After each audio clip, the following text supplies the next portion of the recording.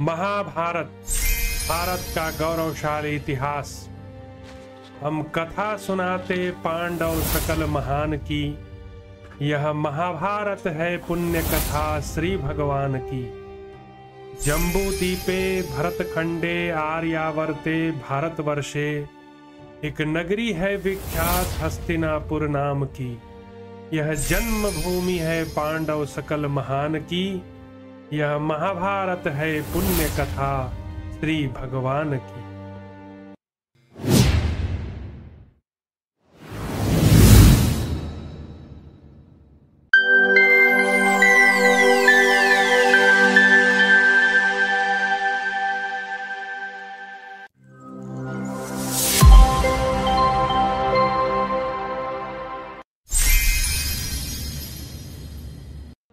श्री रुक्मिणी कृष्णचंद्राभ्याम नमः। नमस्कार, जय श्री राम। आज कर्ण पर्व के अंतर्गत अर्जुन का श्री कृष्ण से युधिष्ठिर के पास चलने का आग्रह तथा श्री कृष्ण का उन्हें युद्ध भूमि दिखाते और वहां का समाचार बताते हुए रथ को आगे बढ़ाना। संजय कहते हैं, राजन, इस प्रकार अर्जुन, कर्ण एवं पांडु पुत्र भीमसेन के कुपित होने पर राजाओं का वह संग्राम बढ़ने लगा। द्रोणपुत्र था। महारथियों को हराकर और उन पर विजय पाकर अर्जुन ने भगवान कृष्ण से इस प्रकार कहा, महाबाहो श्री कृष्ण, देखिए वह पांडव सेना भागी जा रही है। कर्ण सम्रांगण में बड़े बड़े महारथियों को काल के गाल में भेज रहा है। दशारह, इस समय मुझे धर्मराज युधिष्ठिर नहीं दिखाई दे रहे। उधाव में श्रेष्ठ श्री कृष्ण, धर्मराज के ध्वज का भी दर्शन नहीं हो रहा। जनार्दन, इस संपूर्ण दिन के 3 भाग ही शेष रह गए हैं। दुर्योधन की सेनाओं में से कोई भी मेरे साथ युद्ध नहीं कर रहा। अतः आप मेरा प्रिय करने के लिए वहीं चलिए जहां युधिष्ठिर हैं। वार्ष्णेय, भाइयों सहित धर्मपुत्र युधिष्ठिर को युद्ध में सकुशल देखकर मैं पुनः सम्रांगण में शत्रुओं के साथ युद्ध करूंगा। तदनंतर अर्जुन के कथनानुसार श्री कृष्ण तुरंत ही रथ के द्वारा उसी ओर चल दिए जहां राजा युधिष्ठिर और संजय महारथी थे। वे मृत्यु को ही युद्ध से निवृत्त होने का निमित्त बनाकर आपके योद्धाओं के साथ युद्ध कर रहे थे। तदनंतर जहां वह भारी जनसंहार हो रहा था, उस संग्राम भूमि को देखते हुए भगवान श्री कृष्ण सब साची अर्जुन से इस प्रकार बोले, कुंती नंदन, देखो दुर्योधन के कारण भरतवंशियों का तथा भूमंडल के अन्य क्षत्रियों का महाभयंकर विनाश हो रहा है। भरत नंदन, देखो मरे हुए धनुर्धरों के ये सोने के पृष्ठभाग धनुष और बहुमूल्य तरकस फेंके पड़े हैं। सुवर्णमय पंखों से झुकी ही गांठ वाले बांध था। तेल में धोए हुए नराज केचुल छोड़कर निकले हुए सर्पों के समान दिखाई दे रहे हैं। भारत, हाथी के दांत की बनी हुई मूठ वाले स्वर्ण जटित खड़ग तथा स्वर्ण भूषित कवच यहीं फेंके पड़े हैं। लोहे के कुंत, भारी मूसल, विचित्र शतघ्नियां, विशाल परिघ इधर उधर पड़े हैं। देखो सहस्रों योद्धाओं के शरीर गदाओं से आघात से चूर हो रहे हैं। मूसलों की मार से उनके मस्तक फट गए हैं तथा हाथी, घोड़े एवं रथों से कुचल दिए गए हैं। भरत श्रेष्ठ, जिनकी गर्दन कट गई है, विभिन्न अंग छिन्न भिन्न हो गए हैं तथा जो खून से लथपथ होकर लाल दिखाई देते हैं, उन कबंधों से रणभूमि में ऐसी जान पड़ती है मानो वहां जगह जगह बनी हुई लपटों वाले आग के अंगारे पड़े हों। जिन वैदुर मणि के झंडे लगे हुए हैं, ऐसे बहुत से सुंदर अंकुश पृथ्वी पर पड़े हैं। सवारों के हाथों में सटे हुए कितने ही स्वर्ण निर्मित कोड़े कटकर गिरे पड़े हैं। अर्जुन, कितने ही योद्धा पानी लाने के लिए गए हैं। इसी बीच में पानी चाहने वाले बहुत से वीरों के प्राण निकल गए हैं। श्रेष्ठ वीर अर्जुन, उधर देखो, कुछ लोग पानी पीकर मर गए, कुछ लोग पीते पीते ही प्राण खो बैठे। कितने ही बांधव जनों के प्रेमी सैनिक अपने प्रिय बांधवों को छोड़कर उस महासागर में प्राण शून्य होते दिखाई देते हैं। इस प्रकार बातें कहते हुए कृष्ण और अर्जुन उस महासमर में राजा का दर्शन करने के लिए उस स्थान की ओर चल दिए जहां युधिष्ठिर थे। अर्जुन भगवान कृष्ण से बार बार कहते थे, चलिए चलिए। भगवान श्री कृष्ण वहीं उतावली के साथ अर्जुन को युद्ध भूमि में दर्शन कराते हुए आगे बढ़े। धीरे धीरे उनसे इस प्रकार बोले, पांडुनंदन देखो, राजा के पास बहुत से भूपाल जा पहुंचे हैं। उधर दृष्टिपात करो, कर्ण युद्ध के महान रंगमंच पर प्रज्वलित अग्नि के समान प्रकाशित हो रहा है। कुरुनंदन, वेग में यमराज और पराक्रम में इंद्र के समान वह शस्त्रधारियों में श्रेष्ठ अश्वत्थामा उधर ही आ रहा है। राजन, अत्यंत दुर्जय वीर भगवान कृष्ण ने कृतधारी अर्जुन से ये बातें बताई। तत्पश्चात वहां अत्यंत भयंकर महायुद्ध होने लगा। पृथ्वीनाथ, इस प्रकार भूतल पर आपकी और शत्रुओं की सेनाओं का महान संहार हुआ है। राजन, यह सब आपकी कुमंत्रणा का फल है। धृष्टद्युम्न और कर्ण का युद्ध, अश्वत्थामा का धृष्टद्युम्न पर आक्रमण था, अर्जुन के द्वारा धृष्टद्युम्न की रक्षा और अश्वत्थामा की पराजय। संजय कहते हैं, तदनंतर कौरव संजय योद्धा निर्भय होकर भिड़ गए। एक ओर युधिष्ठिर आदि पांडव दल के लोग थे, दूसरी ओर कर्ण आदि। उस समय कर्ण पांडवों का भयंकर युद्ध छिड़ गया। भारत, जहाँ खून पानी के समान बहाया जाता है, उस भयंकर संग्राम के छिड़ जाने पर तथा थोड़े से ही संसप्तक वीरों के शेष रह जाने पर समस्त राजाओं सहित धृष्टद्युम्न ने कर्ण पर आक्रमण किया। महाराज, अन्य पांडव महारथियों ने भी उन्हीं का साथ दिया। कर्ण के पास पहुंचकर वे सब महारथी बिखर गए। ठीक वैसे ही जल के प्रवाह से किसी पर्वत के पास पहुंचकर संपूर्ण दिशाओं में फैल जाते हैं। महाराज, उस समय उन दोनों का रोमांचकारी युद्ध होने लगा। धृष्टद्युम्न ने सम्रांगण में झुकी ही गांठ वाले बांध से राधा पुत्र कर्ण को चोट पहुंचाई। निष्पाप नरेश, वे बाण महामना धृष्टद्युम्न के स्वर्ण निमित कवच को छेद कर उनके रक्त से रंजित हो वीर बहुटी नामक कीड़ों के समान सुशोभित होने लगे। राजन, इसी प्रकार कर्ण ने भी सम्रांगण में विषधर सर्पों के समान विषैले बाणों द्वारा शत्रुओं का संताप देने वाले धृष्टद्युम्न को आच्छादित कर दिया। प्रजानाथ, सहसा आते हुए भयंकर बाण से सात्यकी ने सिद्धहस्त योद्धा की भांति 100 टुकड़े कर डाले। सात्यकी के बाणों से अपने बाणों को नष्ट हुआ देख कर्ण ने चारों ओर से बाण बरसाना आरंभ किया। तब नेत्रों से देखने और कानों से सुनने पर भी भय उत्पन्न करने वाले घोर एवं विचित्र युद्ध छिड़ गया। शत्रुओं की राजधानी पर विजय पाने वाला द्रोणपुत्र अश्वत्थामा वहां पहुंचते ही कुपित होकर बोला, ब्रह्म हत्या करने वाले पापी, खड़ा रह, आज तू मेरे हाथ से नहीं छूट सकेगा। ऐसा कहकर शीघ्रता करने वाले प्रयत्नशील महारथी अश्वत्थामा ने तेज घोर एवं पैने बाणों द्वारा विजय के लिए प्रयत्न करने वाले धृष्टद्युम्न को ढक दिया। वे अपने आप को समरभूमि में शस्त्र द्वारा अव्यय मानकर बड़े वेग से अश्वत्थामा के सामने आए, मानो प्रलय के समान काल टूट पड़ा हो। महाराज, वे दोनों एक दूसरे देखते ही अत्यंत क्रोध में भर गए। फिर प्रतापी द्रोणपुत्र ने उतावली के साथ अपने पास ही खड़े धृष्टद्युम्न से कहा, पांचाल कुल कलंक, आज मैं तुझे मौत के मुंह में भेज दूंगा। तुमने पूर्व काल में द्रोणाचार्य का वध करके जो पाप किया है, वह एक अमंगलकारी कर्म की भांति आज तुझे संताप देगा। वो मूर्ख, यदि तू अर्जुन से सुरक्षित रहकर युद्ध भूमि में खड़ा रहेगा, भाग नहीं जाएगा, तो अवश्य तुझे मार डालूंगा। यह मैं सत्य कहता हूँ।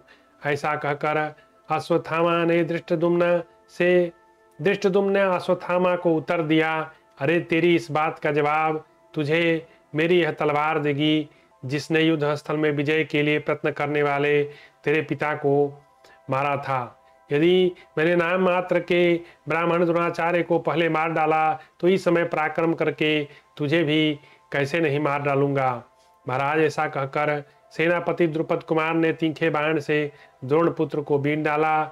इससे अश्वत्थामा का क्रोध बढ़ गया। उसने झुकी ही गांठ वाले बाणों से धृष्टद्युम्न के ऊपर शस्त्र चलाया। महाराज, उस समय सब ओर से बाणों द्वारा आच्छादित होने के कारण न तो आकाश दिखाई देता, न दिशाएं। महाराज, सब ओर से दर्शनीय राधा पुत्र कर्ण ने भी पांडव सहित पांचालों, द्रौपदी के पुत्रों धामन्यु, महारथी सात्यकी को अकेले ही आगे बढ़ने से रोक दिया। अश्वत्थामा ने सम्रांगण में धृष्टद्युम्न ने सम्रांगण में अश्वत्थामा को धनुष काट डाला। राजेंद्र, तब वेगवान अश्वत्थामा ने उस कटे हुए धनुष को फेंक कर दूसरा धनुष और विषधर सर्पों के समान भयंकर बाण हाथ में लेकर उनके द्वारा पलक मारते धृष्टद्युम्न के धनुष, शक्ति, गदा, ध्वज, सारथी आदि को तहस नहस कर दिया। राजेंद्र शीघ्रतापूर्वक हाथ चलाने वाले सुदृढ़ आयुधारी वीर महारथी अश्वत्थामा ने समरांगण में अनेक भल्लों द्वारा रथ से उतरने के पहले धृष्टद्युम्न की उस ढाल तलवार को काट दिया। यद्यपि धृष्टद्युम्न रथहीन हो गए, उनके घोड़े मारे जा चुके, धनुष कट गया तथा बाणों से घायल होकर अस्त्र शस्त्रों से जर्जर हो गए, तो भी वे महारथी अश्वत्थामा लाख प्रयत्न करके भी उन्हें न मार सके। राजन, जब वीर द्रोण कुमार बाणों द्वारा उनका वध न कर सका, तब धनुष फेंक कर तुरंत ही धृष्टद्युम्न की ओर दौड़ा। रथ से उछलकर दौड़ते हुए महामना अश्वत्थामा का वेग बहुत बड़े सर्प को पकड़ने के लिए झपटे हुए गरुड़ के समान था। इसी समय श्री कृष्ण ने अर्जुन से कहा, पार्थ, वह देखो, द्रोण कुमार अश्वत्थामा धृष्टद्युम्न के वध के लिए प्रयत्न कर रहा है, वह इन्हें मार सकता है, इसमें संशय नहीं। शत्रुसूदन, जैसे कोई मौत के मुख में पड़ गया हो, उसी प्रकार अश्वत्थामा के मुख में पहुंचे हुए धृष्टद्युम्न को बचाओ। महाराज, ऐसा कहकर प्रतापी वसुदेव नंदन श्री कृष्ण ने अपने घोड़ों को उसी ओर हाँका जिधर द्रोण कुमार अश्वत्थामा खड़ा था। भगवान श्री कृष्ण के द्वारा हाँके गए चंद्रमा के समान श्वेत रंग वाले अश्वत्थामा के रथ की ओर इस प्रकार दौड़े मानो आकाश को पीते जा रहे हों। राजन, महाप्रक्रमी श्री कृष्ण और अर्जुन दोनों को आते देख महाबली अश्वत्थामा धृष्टद्युम्न के वध के लिए विशेष प्रयत्न करने लगा। नरेश्वर, धृष्टद्युम्न को खींचे जाते देख महाबली अर्जुन ने अश्वत्थामा पर बहुत से बाण चलाए। गांडीव धनुष से छूटे हुए वे स्वर्ण निर्मित बाण अश्वत्थामा के पास पहुंचकर उसके शरीर में उसी प्रकार घुस गए जैसे सर्प बाबी में प्रवेश करता है। राजन, उन भयंकर बाणों से घायल हुआ प्रतापी वीर द्रोणपुत्र अश्वत्थामा समरांगण में अमित बलशाली धृष्टद्युम्न को छोड़कर अपने रथ पर जा पहुंचा। वह धनंजय के बाणों से अत्यंत पीड़ित हो चुका था, इसलिए उसने भी श्रेष्ठ धनुष हाथ में लेकर बाणों द्वारा अर्जुन को घायल कर दिया। नरेश्वर, इसी बीच सहदेव शत्रुओं को संताप देने वाले धृष्टद्युम्न को अपने रथ के द्वारा रणभूमि से अन्यत्र हटा ले गए। महाराज, अर्जुन ने भी अपने बाणों से अश्वत्थामा को घायल कर दिया। तब द्रोणपुत्र ने कुपित होकर अर्जुन की छाती में दोनों भुजाओं से प्रहार किया। रण में कुपित हुए कुंती कुमार ने द्रोणपुत्र द्वितीय कालदंड के समान साक्षात काल स्वरूप नराज चलाया। महाराज, वह महातेजस्वी नराज उस ब्राह्मण के कंधे पर जा लगा। अश्वत्थामा युद्ध स्थल में उस बाण के वेग से व्याकुल हो रथ की बैठक में धम्म से गिर गया। राजा राजेश्वर, तत्पश्चात कर्ण ने समरांगण में कुपित हो अर्जुन की ओर देखते हुए विजय नामक धनुष की टंकार की। वह महासमर में अर्जुन के साथ द्वैरथ युद्ध की अभिलाषा करता था। द्रोण कुमार को विह्वल देख उसका सारथी बड़ी उतावली के साथ उसे रथ के द्वारा समरांगण से दूर हटा ले गया। उस समय सहस्रों दिव्य आवाज बजने लगे। वे पांचाल सैनिक युद्ध स्थल में वह अद्भुत कार्य देखकर सिंहनाद करने लगे। श्री कृष्ण अर्जुन का कथन सुनकर मन और वायु के समान वेगशाली तथा अत्यंत ऊंची पताका वाले रथ के द्वारा वहां से चल दिए। श्री कृष्ण का अर्जुन से दुर्योधन और कर्ण के पराक्रम का वर्णन करके कर्ण को मारने के लिए अर्जुन को उत्साहित करना तथा भीमसेन के दुष्कर पराक्रम का वर्णन। संजय कहते हैं, राजन, उसी समय कृष्ण ने अर्जुन को धर्मराज ऋषि का दर्शन कराते हुए कहा, पांडुनंदन, ये तुम्हारे भाई कुंती कुमार युधिष्ठिर हैं, जिन्हें मार डालने की इच्छा से धनुर्धर राधा पुत्र शीघ्रतापूर्वक इनका पीछा कर रहा है। नर्म दुर्मद महाबली पांचाल सैनिक महात्मा युधिष्ठिर की रक्षा करते हुए बड़े रोष और आवेश में भरकर उनके साथ जा रहे हैं। पार्थ, यह संपूर्ण जगत का राजा दुर्योधन कवच धारण करके रथ सेना के साथ राजा युधिष्ठिर का पीछा कर रहा है। पुरुष सिंहा, जिनका स्पर्श विषधर सर्पों के समान भयंकर है तथा जो संपूर्ण युद्ध कलाओं में निपुण है, उन भाइयों के साथ बलि दुर्योधन राजा युधिष्ठिर को मार डालने की इच्छा से पीछे लगा हुआ है। जैसे याचक किसी श्रेष्ठ पुरुष को पाना चाहे, उसी प्रकार हाथी, घोड़े, रथ और पैदलों से दुर्योधन के सैनिक युधिष्ठिर को पकड़ने के लिए उन पर चढ़ाई करते हैं। देखो, जैसे अमृत का अपहरण करने की इच्छा वाले दैत्यों को इंद्र और अग्नि के बराबर रोका था, उसी प्रकार ये दुर्योधन के सैनिक सात्यकी और भीमसेन के द्वारा अवरुद्ध होकर पुनः खड़े हो गए। जैसे वर्षा काल में जल के प्रवाह अधिक होने के कारण समुद्र तक चलते जाते हैं, उसी प्रकार ये कौरव महारथी बहुसंख्यक होने के कारण पुनः बड़ी उतावली के साथ पांडुपुत्र युधिष्ठिर पर जा चढ़े। वे बलवान और महाधनुधर कौरव सिंहनाद करते, शंख बजाते और अपने धनुष को कपाते हुए आगे बढ़ रहे हैं। मैं तो समझता हूँ इस समय कुंती पुत्र युधिष्ठिर दुर्योधन के अधीन हो मृत्यु के मुख में चले गए अथवा प्रज्वलित अग्नि की आहुति बन गए। पांडुनंदन दुर्योधन की सेना का जैसा व्यूह दिखाई दे रहा है, उसे जान पड़ता है कि उसके बाणों के मार्ग में आ जाने पर इंद्र भी जीवित नहीं छूट सकते। क्रोध में भरे हुए यमराज के समान शीघ्रता पूर्वक बाण समूहों की वर्षा करने वाले वीर दुर्योधन का वेग इस युद्ध में कौन सह सकता है। वीर दुर्योधन अश्वत्थामा कृपाचार्य था, कर्ण के बाणों का वेग पर्वतों को भी विदीर्ण कर सकता है।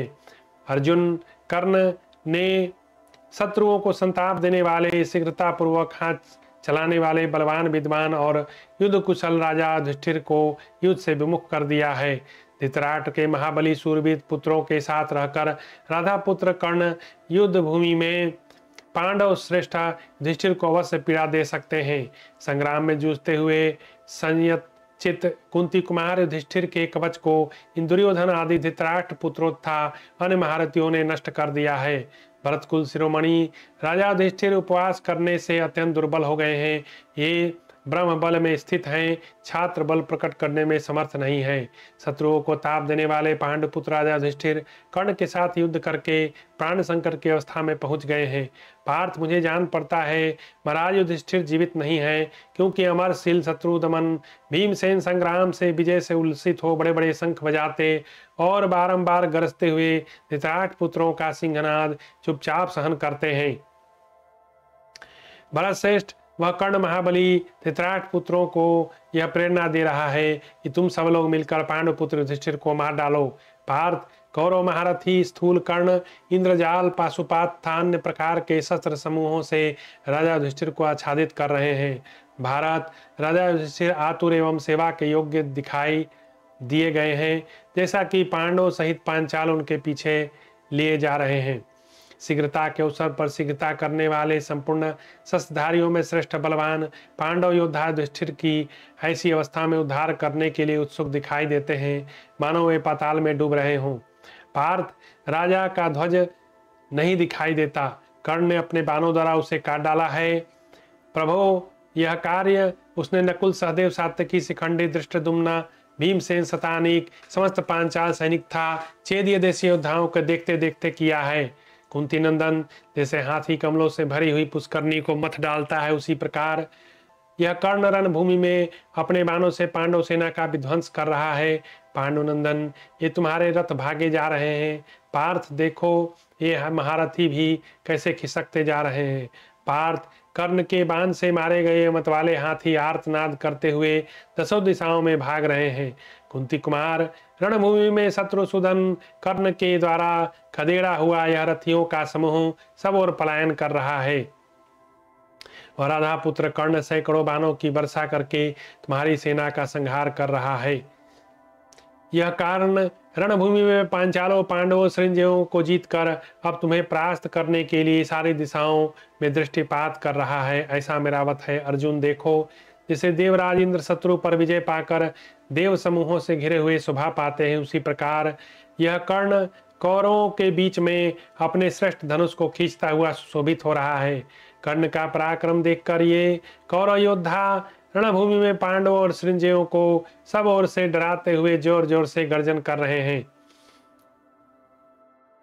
मानाद राधा पुत्र कर्ण महासमर में पांडव सैनिकों सर्वथा भयभीत करके अपनी संपूर्ण सेनाओं से इस प्रकार कह रहा है, कौरवों, तुम्हारा कल्याण हो, दौड़ो और वेग पूर्वक धावा करो। आज युद्ध स्थल में कोई संजय तुम्हारे हाथ से जिस प्रकार भी जीवित न छूट पावे, सावधान होकर वैसा प्रयत्न करो। ऐसा कहकर यह कर्ण पीछे से बाण वर्षा करता जा रहा है। पार्थ, रणभूमि में श्वेत छत्र से विराजमान कर्ण को देखो, वह चंद्रमा से शोभित उदयाचल के समान जान पड़ता है। भारत, प्रजानाथ सम्रांगण में जिसके मस्तक पर 100 तेजस्वी शलाकाओं से युक्त और पूर्ण चंद्रमा के समान प्रकाशमान श्वेत छत्र तना है, वही वह कर्ण तुम्हारी ओर कटाक्ष पूर्वक देख रहा है। निश्चय ही यह युद्ध स्थल में उत्तम वेग का आश्रय लेकर तुम्हारे सामने आएगा। महाबाहो, इसे देखो, वह अपना विशाल धनुष हिलाता हुआ महासमर में विषधर सर्पों के समान विषैले बाणों की वृष्टि कर रहा है।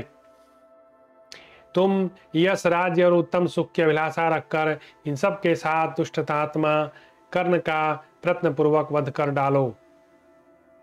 भारत भूषण, कुंती कुमार, तुम अपने को पुण्यात्मा तथा राधा पुत्र कर्ण को धर्मात्मा युधिष्ठिर का अपराधी समझकर अब समयोचित कर्तव्य का पालन करो। वीर द्रोणपुत्र अश्वत्थामा आगे करके एक दूसरे द्वारा सुरक्षित वह सेना तुम पर आक्रमण कर रही है, तुम शीघ्र ही उनका संहार कर डालो। परंतप मैं समझता हूँ कर्ण पांचालों पर अवश्य ही आक्रमण करेगा। भरतश्रेष्ठ पार्थ, मैं तुमसे एक प्रिय समाचार कह रहा हूँ। धर्मान श्रीमान राजा युधिष्ठिर सकुशल हैं, क्योंकि वे महाबाहो भीमसेन सेना के मुहाने पर लौट रहे हैं। भारत, उनके साथ संजयों की सेना और सात्यकी भी है। भीम के बाणों से घायल हो दुर्योधन की सेना युद्ध से मुंह फेर कर बड़े वेग से भाग रही है। अर्जुन, देखो इन वीरों की कैसी महिमा है। जैसे क्रोध में भरे हुए सिंह हाथियों को मार डालते हैं, उसी प्रकार ये पांचाल योद्धा पराक्रम करके अपने बाणों द्वारा शत्रुओं को रौंदते हुए रणभूमि में सब ओर दौड़ रहे हैं। देखो, इंद्र के बध से आहत होकर गिरने वाले पर्वत शिखरों के समान ये बड़े बड़े हाथी भीमसेन के चलाए हुए धराचों से विदीर्ण होकर पृथ्वी पर गिर रहे हैं। अर्जुन, विजय श्री से सुशोभित हो गर्जना करने वाले भीमसेन का संग्राम में जो अत्यंत दुस्साहसिंहनाद हो रहा है, उसे पहचानो। पार्थ, तुम्हारे बड़े भाई भीमसेन ने अपने पैने बाणों से ध्वजा सहित बैजंती पताकाओं को नष्ट करके 49 हाथियों को काट गिराया है। संजय कहते हैं, राजन, वसुदेव नंदन भगवान श्री कृष्ण के मुख से यह सब सुनकर भीमसेन के द्वारा किए हुए उस अत्यंत कर्म को अपनी आंखों देखकर महाबाहु अर्जुन ने अपने पैने बाणों द्वारा से शत्रुओं को मार भगाया। सम्रांगण में मारे जाते हुए महाबली संसप्तक गण हतोत्साह एवं भयभीत हो दसों दिशाओं में भाग गए। कितने ही वीर इंद्र के अतिथि बनकर तत्काल शोक से छुटकारा पा गए। कर्ण द्वारा शिखंडी की पराजय, धृष्टद्युम्न और दुशासन का तथा वृषसेन और नकुल का युद्ध, सहदेव द्वारा उलूक की, सात्यकी द्वारा शकुनी की पराजय, कृपाचार्य द्वारा युधामन्यु की एवं कृतवर्मा द्वारा उत्तमौजा की पराजय, भीमसेन के द्वारा दुर्योधन की पराजय, गज सेना का संहार और पलायन। राजन, आपकी सेना को भीमसेन के भय से विमुख हुई देख बलवान कर्ण ने बड़े यत्न से उसे स्थिर किया। महाराज, तदनंतर भीष्महंता शिखंडी ने निर्भय से विचरते हुए कर्ण को अपने बाणों के प्रहार से रोका। युद्धस्थल में सूतपुत्र के द्वारा घायल किए हुए महाधनुधर शिखंडी ने 90 पैने बाणों द्वारा कर्ण को भी समरभूमि में घायल कर दिया। महाराज, तदंतर महाबली कर्ण ने रुई के ढेर को वायु की भांति पांडव सेनाओं को तहस नहस करने लगा। आर्य दुशासन ने भी उसकी बाईं भुजा को बिंध डाला। भारत, सुनहरे पंख और झुकी हुई गांठ वाले भल्ल से घायल हुए अमरशील धृष्टद्युम्न ने कुपित हो दुशासन पर भयंकर बाण चलाया। आर्य, तब कुपित हुए द्रुपद कुमार ने अत्यंत तीखे छुरप से दुशासन के धनुष को काट दिया। यह सब देख लोग कोलाहल कर उठे। परंतु फिर तो उस समय शत्रुओं के साथ अपने सैनिकों का घोर युद्ध होने लगा, जो समस्त प्राणियों के लिए भयंकर था। तब सूरवीर नकुल ने हंसते हुए से अत्यंत तीखे नराचों द्वारा वृषसेन की छाती में गहरा आघात किया। दुर्योधन की सेना को भागती देख सूतपुत्र कर्ण ने बलपूर्वक पीछा करके उसे रोका। आर्य, कर्ण के लौट जाने पर नकुल कौरव सैनिक सहित ओर बढ़ चले और कर्ण का पुत्र नकुल को छोड़कर समरभूमि में शीघ्रता पूर्वक राधा पुत्र कर्ण के पहियों की रक्षा करने लगा। राजन तदनंतर कृतवर्मा ने युद्ध स्थल में सहसा उत्तमौजा की छाती में गहरा आघात किया। उत्तमौजा अचेत होकर रथ के पिछले भाग में बैठ गया। दीप्तिमान प्रभात था। रत्नों के आभूषण धारण करके गिरे हुए हाथी सवारों से वह भूमि वैसी ही शोभा पा रही थी मानो पुण्य छीन हो जाने पर स्वर्गलोक के ग्रह था भूतल गिर पड़े हों। राजन, अकेले बुद्धिमान भीमसेन का वह कर्म समस्त प्राणियों का संहार करते हुए रुद्र के समान जान पड़ता था। युधिष्ठिर पर कौरव सैनिकों का आक्रमण। संजय कहते हैं, राजन, भगवान कृष्ण द्वारा सावधानी से संचालित श्वेत घोड़ों से युक्त उत्तम रथ पर खड़े हुए श्रीमान अर्जुन वहां आ पहुंचे। नृपश्रेष्ठ, जैसे प्रचंड वायु महासागर को विक्षुब्ध कर देती है, उसी प्रकार रणभूमि में स्थिर प्रचंड अश्वों से युक्त आपकी सेना में अर्जुन ने हलचल मचा दी।